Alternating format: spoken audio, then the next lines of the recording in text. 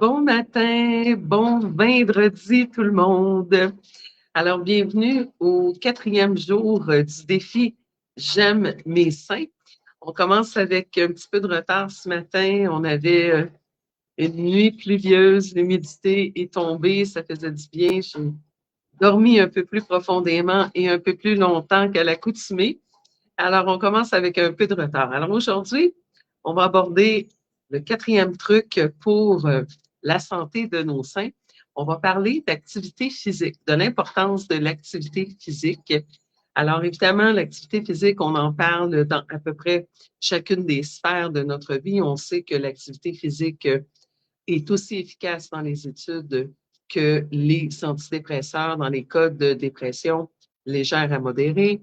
On sait que l'activité physique a un effet protecteur au niveau de la santé cardiovasculaire. On sait que l'activité physique favorise la digestion en nous permettant de mieux avoir un mouvement péristaltique, aller à la selle, donc de manière plus régulière. Le mouvement de notre sangle abdominale, par exemple, va favoriser l'élimination des toxines vers l'extérieur.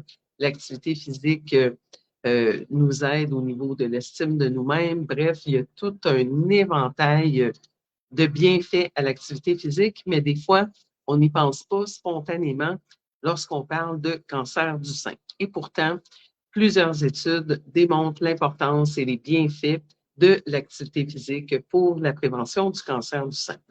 Alors, les études tendent à dire qu'on ne comprend pas exactement par quel mécanisme l'activité physique exerce son effet protecteur, et on parle d'un effet protecteur tant au niveau de la prévention du cancer du sein que de limiter la progression, mais aussi de réduire le taux de récurrence du cancer du sein suite à un diagnostic.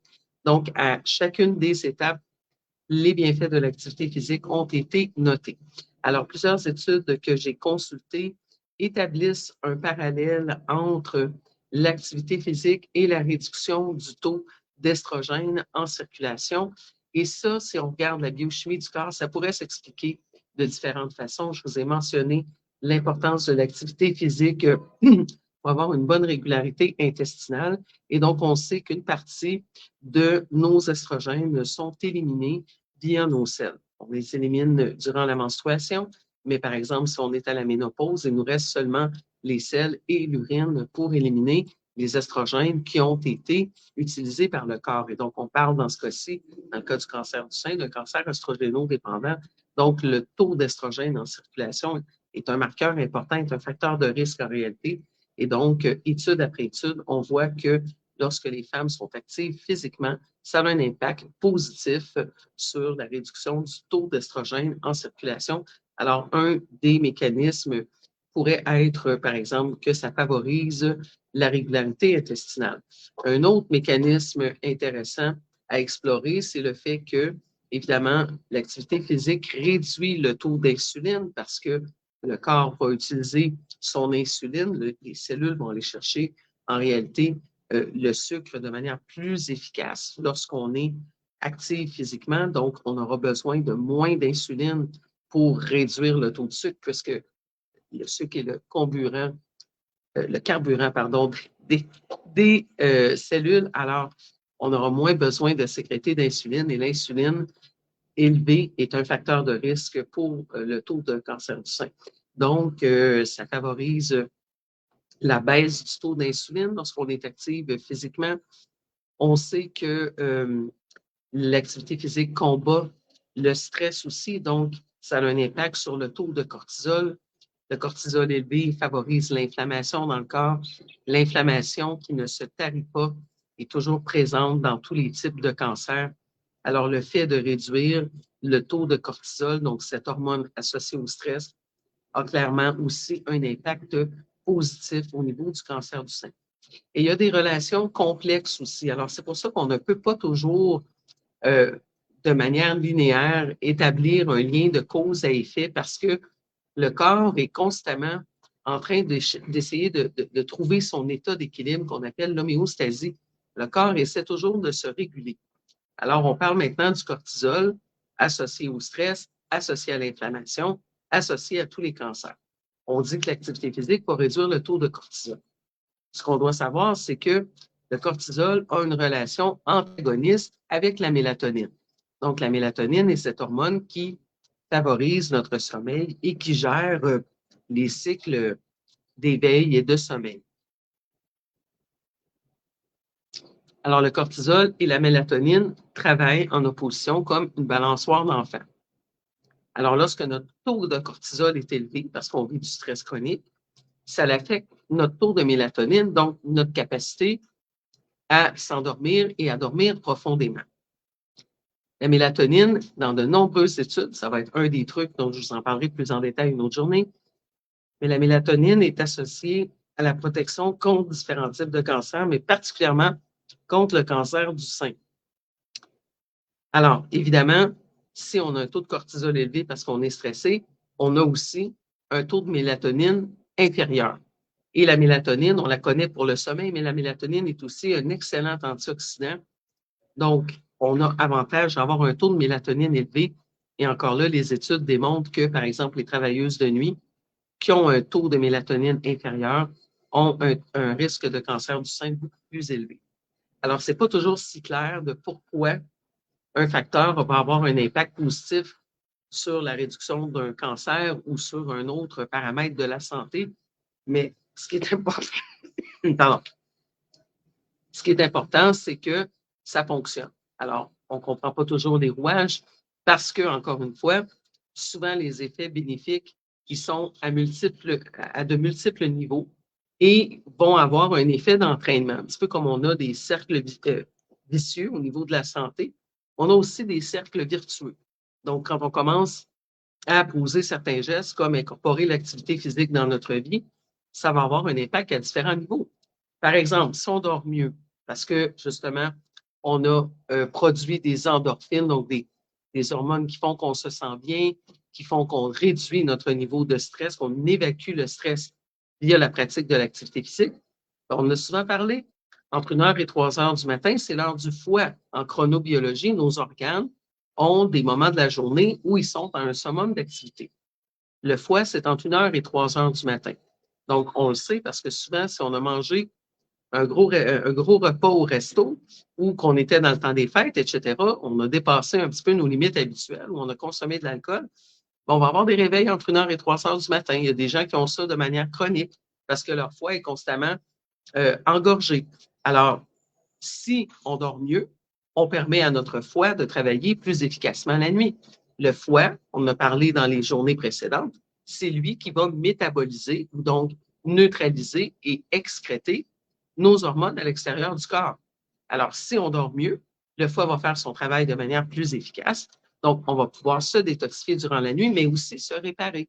Parce que c'est durant la nuit que le corps va, par exemple, utiliser les protéines qu'on a mangées durant la journée pour effectuer son travail de réparation. Alors, vraiment, l'activité physique a un impact non seulement à différents stades du cancer, prévention, cancer actif, prévention des récurrences, mais va aussi agir de manière multifacétaire. Alors, encore une fois, ce n'est pas si important de comprendre pourquoi et comment. Ce qui est important, c'est de savoir qu'on doit incorporer l'activité physique dans notre vie. Et là, je sais que vous allez me dire, oui, mais Chantal, je n'ai pas le temps. Quand j'arrive de mes journées, je suis épuisée, etc., etc. Écoutez, la santé, ce n'est pas une question de quelle vitamine, puis de quelle plante, puis de quel produit. J'ai régulièrement, et si vous saviez comment ça m'énerve, je vous jure que vous ne le feriez pas, j'ai régulièrement des gens qui m'envoient des questions en privé pour me dire, ben là, moi, je voudrais arrêter mes hormones. Ou là, moi, j'ai un cancer, mais je ne veux pas faire de chimio. C'est quoi le produit qu'il faudrait que je prenne? La vie et la santé, ça ne se résume pas à quel produit, OK? D'abord, les suppléments, le nom le dit, ça vient supplémenter un mode de vie. Ça ne vient pas remplacer le mode de vie. Il n'y a pas aucune vitamine, il n'y a pas aucune plante que vous pouvez prendre qui va remplacer le fait que vous mangez du fast-food à journée longue, que vous prenez 1 ou 2 verres d'alcool à tous les jours, que vous êtes inactif, que vous dormez mal, que vous vivez avec de la colère, puis du ressentiment, puis des vampires d'énergie dans votre vie. Il n'y en a pas de supplément qui va venir pallier à ça. Si c'était comme ça, tout le monde prendrait ça. Avoir la discipline de vie, d'aller s'entraîner le matin, d'aller chercher nos fruits, nos légumes frais, de les nettoyer, de les couper en petits morceaux, c'est un investissement de notre temps, c'est un investissement de soi. Alors, si on pouvait remplacer ça par une petite pilule pour pouvoir être bien productif, puis s'occuper des autres, puis gagner du cash le reste du temps, je vous jure que la majorité des gens achèteraient la petite pilule et ne se soumettraient pas au mode de vie. Donc, ça n'existe pas. Ça n'existe pas.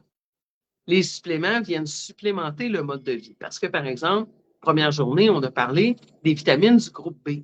Parce que les vitamines du groupe B, quand bien même on mangerait des céréales entières avec leur enveloppe, on a tellement besoin des vitamines B parce qu'on est soumis à un taux de stress sans précédent dans l'histoire de l'humanité. Et on a besoin des B pour fabriquer nos hormones, c'est-à-dire nos neurotransmetteurs et nos hormones calmantes. Alors, vu le taux de stress, vu la quantité de polluants environnementaux auxquels on est exposé, on a besoin des B. Je vous rappelle, pour la méthylation, la voie biochimique qui neutralise nos hormones, mais un paquet d'autres substances, dont l'alcool dans notre foie. Donc, parce qu'on est soumis à tout ça, on a besoin aussi des vitamines B.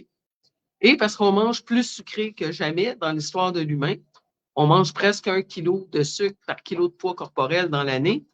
Eh bien, à chaque fois qu'on consomme des glucides, on a besoin de vitamine B pour gérer ces glucides-là, pour les entrer à l'intérieur de nos cellules.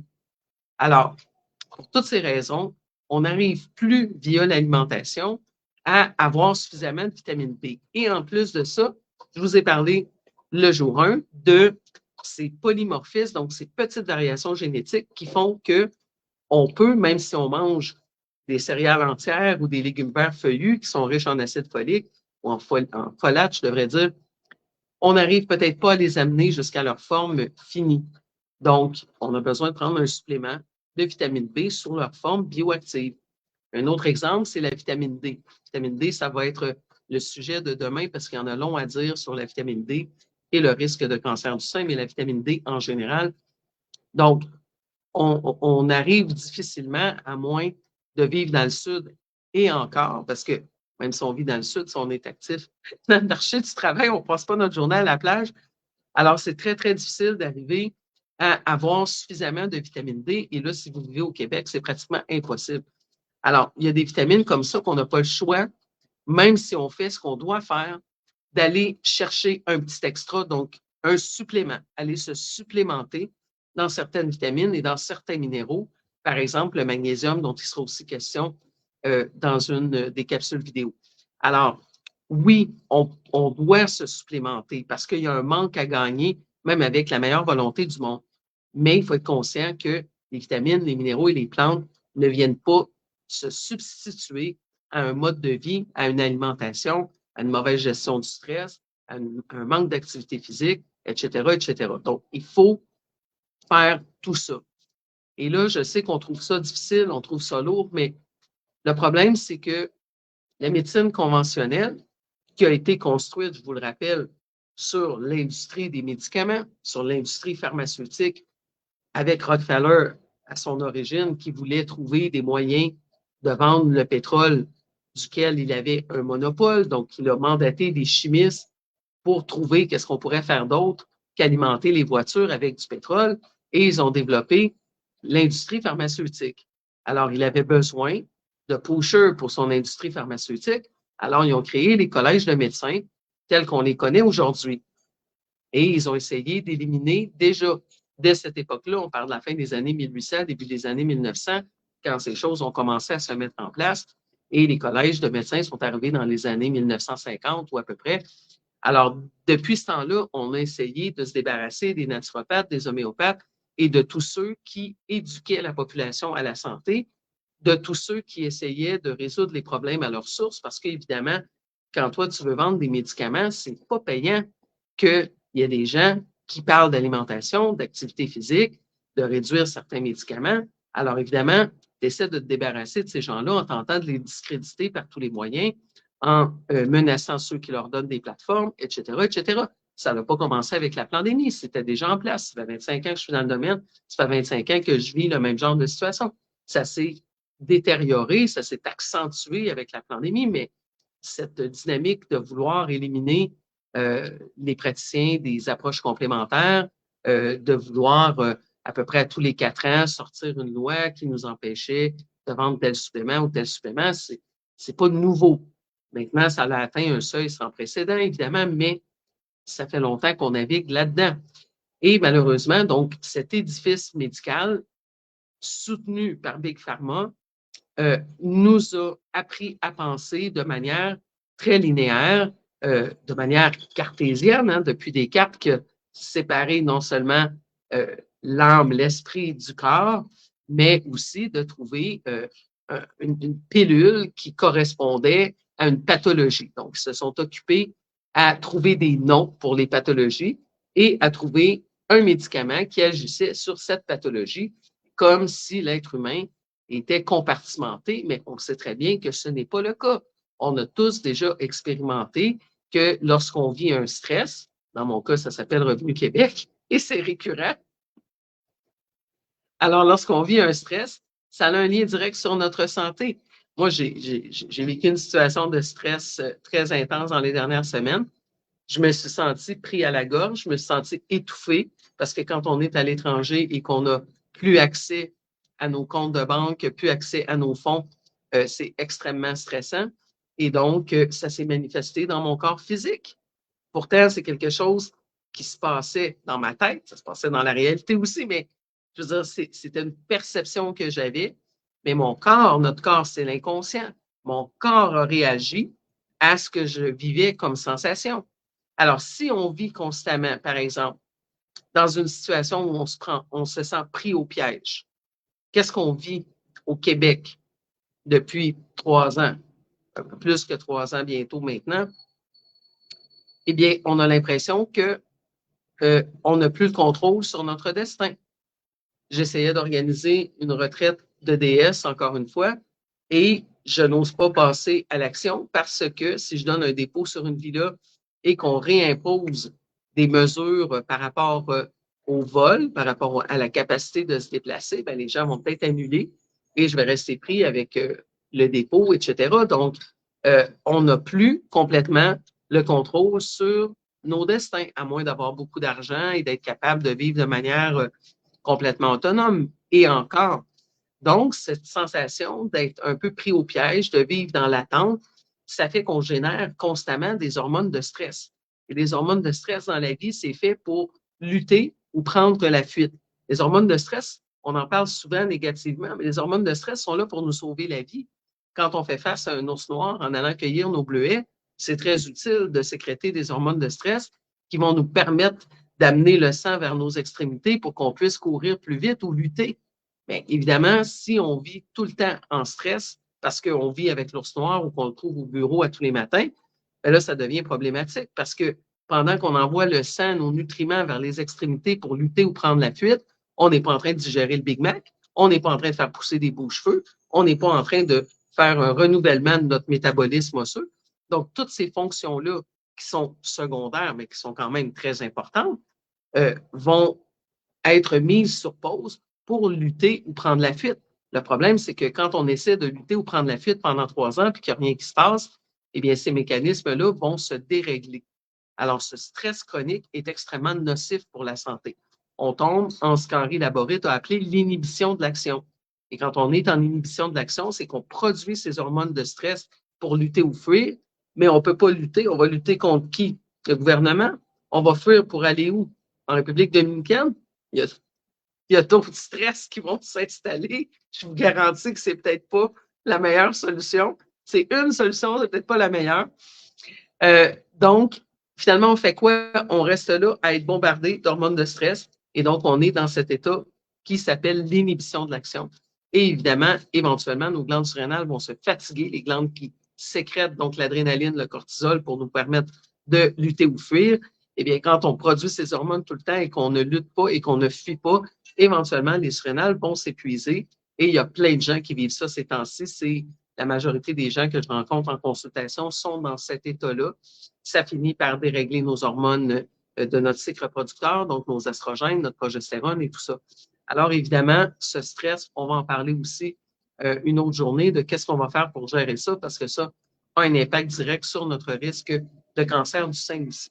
Alors, finalement, l'activité physique, aujourd'hui, il n'y a pas de truc miracle et il n'y en aura pas de tout le mois. Je vais toujours vous parler de différents facteurs qu'on doit adresser, mais ces facteurs-là, il faut tous les mettre en application. Et là, vous allez dire, oui, mais je vais faire juste ça, prévenir mon risque de cancer du sein. Mais en réalité, c'est que notre vie, effectivement, devrait être organisée autour de pouvoir vivre de manière saine. C'est-à-dire que on devrait pouvoir organiser notre horaire, organiser nos activités en fonction de bien s'alimenter, en fonction d'avoir du temps pour faire de l'activité physique, en fonction de gérer notre stress, etc., etc. Ce n'est pas une option d'avoir un mode de vie sain, ça devrait être notre mode de vie. Que de temps en temps, il y a une journée où on n'a pas eu le temps, où on était fatigué, où on couvait une grippe et qu'on ne l'a pas fait, c'est correct. C'est toujours ce qu'on fait 80% du temps au niveau de la santé qui va avoir un impact significatif. Donc, si 80% du temps, vous faites votre activité physique et vous mangez bien et vous vous abstenez de gluten, etc., etc., vous allez être correct. Et à travers les 31 trucs qu'on va donner pendant le mois, c'est sûr qu'il y a des trucs qui vont être plus importants pour certaines personnes que pour d'autres.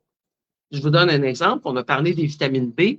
Eh bien, il y a des tests qu'on peut faire pour vérifier ces variations génétiques qu'on appelle les polymorphismes et je vais vous en parler durant une chronique en entier. Alors, si par exemple, toi, tu es touché par ces polymorphismes qui affectent ta capacité à transformer les vitamines B dans leur forme bioactive, donc dans la forme qui va être impliquée dans la méthylation, dans la détoxification dans ton foie, eh bien, c'est sûr que pour toi, la prise d'un supplément de vitamine B devient beaucoup plus importante que pour quelqu'un qui n'a pas ce polymorphisme. Si tu viens d'une lignée familiale qui a tendance à faire prédiabète et diabète, que tout le monde dans ta famille a été diagnostiqué avec du diabète relativement jeune, eh bien, c'est sûr que pour toi, l'activité physique qui va te permettre de réduire ton taux d'insuline en circulation, la prise d'un complexe B aussi a cet impact-là.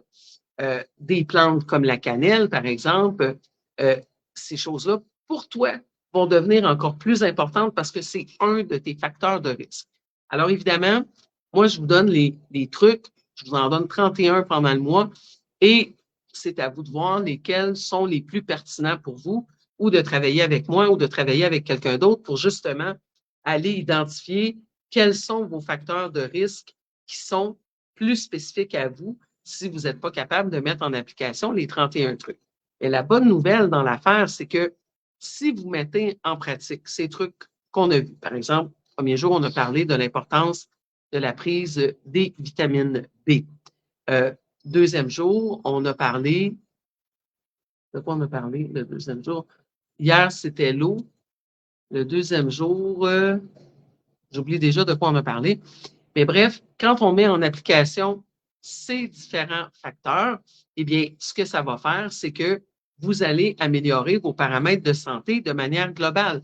Donc, si dans votre cas, vous souffrez d'allergies saisonnières, par exemple, le fait de faire un travail pour détoxifier votre organisme, le fait de pratiquer une activité physique, de prendre certaines vitamines, ça va venir améliorer ces ennuis de santé-là, parce qu'encore une fois, on n'est pas compartimenté. Donc, c'est vrai que c'est plus de travail de prendre notre santé en main, mais avez-vous déjà été malade? Vous allez voir que ça aussi, c'est du travail d'être malade et en plus, c'est très inconfortable.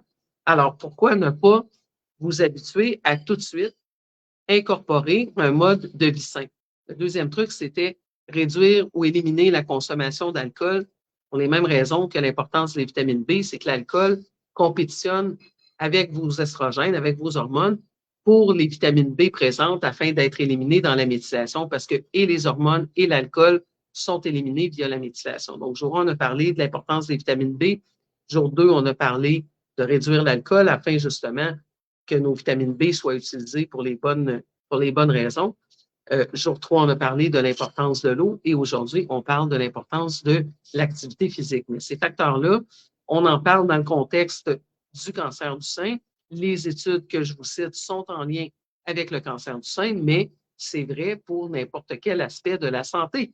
Donc, si ton chum écoute les capsules avec toi et tu dis, ah ben là, il faut mettre en place telle affaire, ben Ce que tu fais, toi, pour réduire ton risque de cancer du sein, on le fait probablement pour réduire le risque d'infarctus chez ton chum. Donc, c'est ça la beauté de l'affaire. C'est que ce qu'on fait pour notre santé, ça affecte notre santé de manière globale. Ça va affecter la qualité de notre sommeil, ça va affecter notre humeur, etc., etc.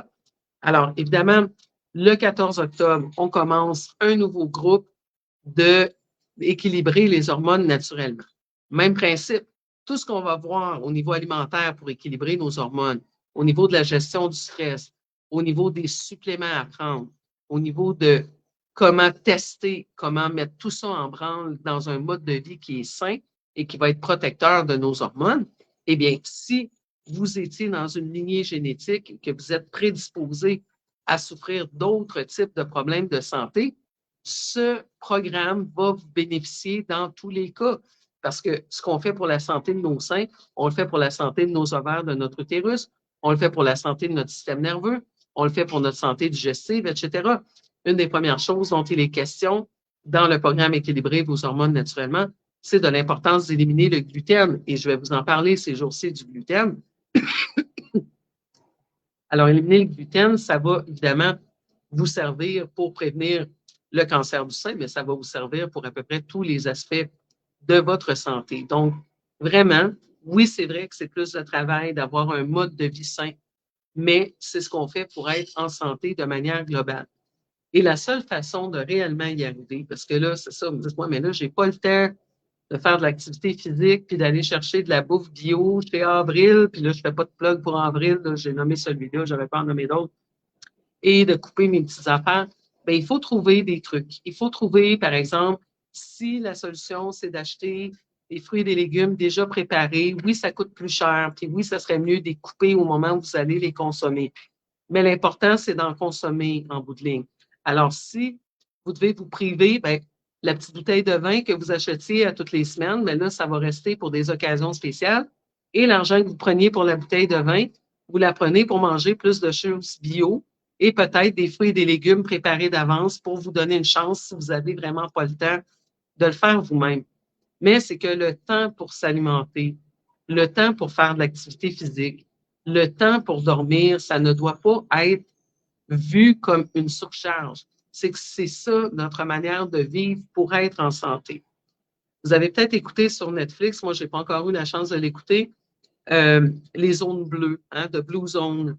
Alors, j'avais déjà parlé de ce projet-là dans une de mes émissions de radio, mais des chercheurs ont regardé dans les endroits où il y avait le plus de centenaires, où les gens vivaient le plus vieux, quels étaient donc les facteurs les plus importants. Et on voyait que oui, il y avait des choses au niveau de l'alimentation, des choses au niveau de l'activité physique. C'était vrai tout le temps dans tous les pays. Mais il y avait aussi des choses au niveau de l'intégration sociale, donc la qualité des relations humaines. Et ça ne s'achète pas en supplément. Ça, il faut les construire, il faut les travailler avec les gens, les relations humaines. Il faut souvent faire du travail sur soi pour être capable d'avoir des relations saines avec les autres aussi. Donc, le mode de vie, c'est ce qu'on doit faire à tous les jours et il doit être axé sur notre santé. Encore une fois, l'ennui, un petit peu comme avec la pensée linéaire qui a été construite par l'appareil médical, c'est on vit dans un monde et dans un mode de vie capitaliste axé sur la compétition, axé sur le faire et non pas sur l'être. Hein? Et ça, ben, ça fausse les données. C'est ça qui fait qu'on ne se soucie plus de notre cycle menstruel. On veut avoir le même niveau de productivité tous les jours. On ne vit pas du tout en fonction des besoins de notre corps. Combien de fois on va se retenir d'aller faire pipi pour ne pas sortir encore une fois du bureau? On ne respectera pas du tout nos cycles de sommeil parce qu'on doit se lever à 4 heures ou 5 heures du matin parce qu'on est allé vivre à l'extérieur de la ville et que là, on a un emploi au centre-ville de Montréal. Donc, on met les aspects monétaires, on met les aspects de productivité avant les aspects de notre santé. Mais quand la machine se déraille, la machine étant évidemment notre organisme, c'est là qu'on se rend compte que ça coûte très cher et que si on n'a pas pris soin de notre monture, eh bien, malheureusement, on ne pourra plus être productif, on ne pourra plus produire d'argent. Donc, à un moment donné, il faut trouver un juste équilibre entre justement le fait d'être productif et le fait d'avoir une bonne santé. Mais on voit qu'à la longue, c'est un investissement, notre capital santé. Faire des consultations avec une naturopathe compétente, investir dans un test génétique pour voir de quelle façon on doit s'alimenter, prendre les suppléments qu'on doit prendre, c'est un investissement de temps, c'est un investissement de capital, mais c'est un investissement parce qu'à la longue, vous allez en retirer les bénéfices. Pendant longtemps, je parlais de tout ce qui avait rapport avec la santé et les gens m'écoutaient à peu près. Mais maintenant que je suis arrivée dans la cinquantaine et que les gens voient mon niveau d'énergie, voient que je suis quelqu'un qui n'a pas besoin de beaucoup de sommeil, que ma peau est restée belle malgré le fait que j'ai toujours consommé, je ne sais pas si on peut dire consommé, que je me suis beaucoup exposée au soleil toute ma vie, que je vis des stress et des situations absolument abracadabrantes et j'ai une capacité de rebondir, eh bien, c'est mon capital santé qui fait ça. C'est pas tombé du ciel. C'est pas ma génétique. Je viens d'une lignée familiale de cancer. Mais donc, le fait justement d'avoir les connaissances que j'ai a permis que j'ai fait les tests génétiques. Je sais que j'ai des problèmes importants à produire ma vitamine D. Donc, je suis quelqu'un qui a besoin de plus de soleil et de plus de vitamine D que la majorité des gens. Les membres de ma famille biologique qui sont décédés du cancer, entre autres ma mère biologique qui est décédée du cancer du sein, avaient certainement ce même problème et ne le sachant pas, elle ne prenait pas de supplément de vitamine D. C'était quelqu'un qui appréciait beaucoup le soleil, mais vivait au Québec. Donc, c'est sûr qu'elle n'en a certainement pas pris au niveau qu'elle avait besoin. Est-ce que ça veut dire que je ne mourrai pas du cancer du sein malgré tous mes facteurs de risque? Je mourrai peut-être du cancer du sein, mais certainement plus vieille que ma mère est décédée parce que ma mère a eu son diagnostic à mon âge. Donc, connaissant les facteurs de risque, on peut intervenir. On va mourir de quelque chose. Quand même, on aura un mode de vie sain. Et ça aussi, on se le fait dire régulièrement quand on est naturopathe. Une journée qu'on est malade, on se fait dire « Ah, tu connais pas ça, la vitamine C? » Tu sais, ça ne veut pas dire qu'on ne sera jamais malade parce qu'on a un mode de vie sain. Et les gens vont me dire, ça m'est arrivé quand j'avais ma clinique sur Green, éventuellement, un des deux propriétaires est décédé. Et les gens m'ont dit, ah ben oui, il est mort quand même. Ben oui, on ne fait pas un mode de vie sain puis prendre des vitamines en pensant qu'on va vivre éternellement. D'ailleurs, je ne suis pas sûr qu'on aurait envie de vivre éternellement dans notre corps physique tel qu'on le connaît. Alors, le but, c'est pas de vivre éternellement, mais le but, c'est de vivre le temps qu'on va vivre en santé. Vous connaissez l'état du système actuel, on ne sait pas ce qui nous attend dans les prochaines années. Alors, notre capital santé, notre capacité à bien vieillir et à vieillir en ne dépendant pas d'une dosette de médicaments à tous les jours et à toutes les semaines de notre vie, c'est quand même drôlement intéressant. Alors, c'est à ça qu'on doit penser quand on ne veut pas prendre le temps d'aller faire de l'activité physique, quand on ne veut pas prendre le temps de faire cet appel pour résoudre une situation conflictuelle qui fait qu'on génère de la bile, de la mauvaise bile, du mauvais sang. Hein? C'est pas pour rien qu'on a des expressions populaires comme celle-là, c'est que ça a réellement un impact sur notre santé.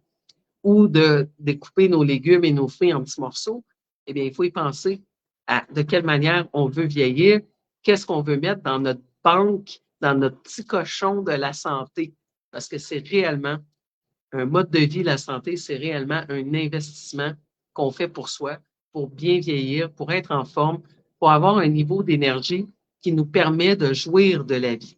Tu sais, les gens là, se tuent au travail en pensant qu'un jour, ils vont prendre leur retraite dans un pays comme la République dominicaine. Mais ça te donne quoi d'arriver à l'âge de la retraite si tu n'es pas en santé? Premièrement, tu ne seras pas assurable pour aller vivre à l'étranger. Donc, ça va devenir extrêmement compliqué et extrêmement risqué d'un point de vue économique. Et deuxièmement, quand même tu serais assurable, si tu n'as même pas l'énergie pour te rendre à la plage ou si dès que tu manges quelque chose, tu es alité pendant 3 jours parce que ton système digestif n'est pas capable de gérer des microbes différents, eh bien, c'est ça qui se passe. Le capital santé, ça se construit à tous les jours de notre vie et c'est un investissement. Alors, il n'y a pas de pilule magique. Arrêtez de me demander c'est quoi le produit. Il n'y en a pas de produit. C'est un mode de vie, c'est une attitude, c'est une capacité à gérer le stress, c'est une capacité à faire les bons choix alimentaires, à prendre le temps de bien s'alimenter, d'apprendre à bien s'alimenter. Et encore une fois, c'est ce qu'on fait 80% du temps. Donc, ce n'est pas une religion. Vous m'avez tous vu prendre un petit mojito ou un petit pina colada sur le bord de la mer. Ce n'est pas une religion, la santé. mais c'est vraiment quelque chose dont on doit faire une priorité dans notre vie. Alors là-dessus, gang, je vous souhaite un bon vendredi. On va se retrouver ce soir pour un santé sans censure. Il y a 2 choix de titres parce que j'attends la réponse de quelqu'un qui allait peut-être venir nous parler de la santé de ses seins. Et si ce n'est pas ça, ce sera un autre sujet. Mais ce soir, dès 20h, on va se retrouver pour un nouveau Santé sans censure. Ça fait un petit bout de temps que je ne vous en ai pas fait. Alors, on se retrouve un peu plus tard. Profitez de votre journée et allez faire une petite marche. On n'a pas parlé de la durée, mais les bienfaits de l'activité physique, c'est dès 20 minutes par jour, 3 fois par semaine. On a déjà des bienfaits à l'activité physique. Donc, moi, ce que je recommande tout le temps aux gens, c'est de faire 20 minutes 6 fois par semaine. On prend le dimanche de congé, mais on fait 20 minutes presque à tous les jours. Si ça vous tente d'aller le dimanche aussi, tant mieux. Et on augmente de 5 minutes par semaine. Donc, la première semaine, vous allez pour 20 minutes. La deuxième semaine, vous augmentez à 25 minutes.